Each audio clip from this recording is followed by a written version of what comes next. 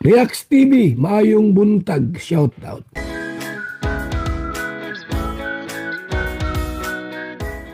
Isang mapagpalang araw po sa inyong lahat mga kalingap, maligayang pagbabalik sa aking YouTube channel Reacts TV. Maganda ang topic natin ngayon mga kalingap, viewers at supporters ng EDSI ay nagkagulo dahil sa kanya.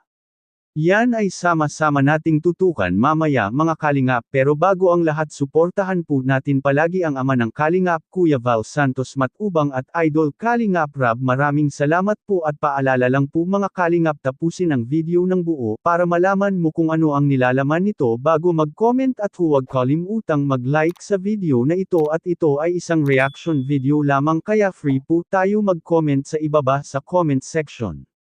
Ngayon balik tayo sa topic. Ang ating mga viewers at supporters ng Kalingap ay importante po yan sa atin, kahit sino ka man, bashers o hindi, lahat ay importante dahil kung hindi dahil sa kanila ay wala tayong subscribers at sumasahod tayo dahil sa kanila, kaya ating bigyang pansin ang ating mahal na viewers at supporters sa ating comment section ay dahil sa kanya ay nagkagulo. Ang tinutukoy sa thumbnail at title na nakalagay ay si Erica.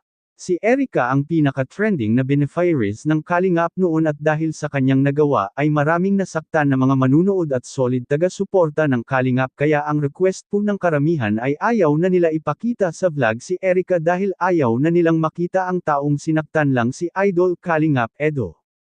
Ang gusto lang po ng mga supporters at mga solid viewers ng Kalingap ay EDSI lang ang kanilang gusto, EDSI lang ang sak-alam. Ngayon ayaw na nila kay Erica.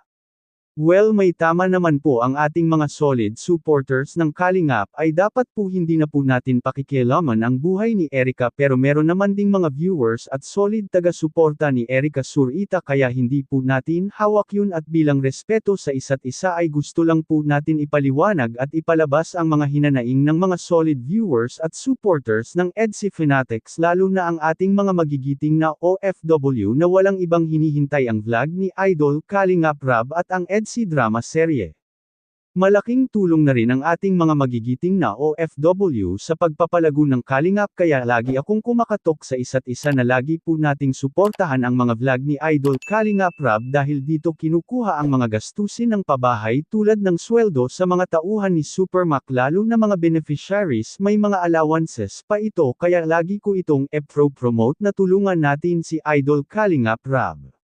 Ngayon balik tayo sa topic. Marami na talagang mga taga-suporta ng EDSI at marami ng mga fans na kahit 76 years old na ay EDSI parent ang laging inaabangan dahil mawawala ang kanilang mga problema o pangapatanggal ng stress ang EDSI drama serye ng Kalingap.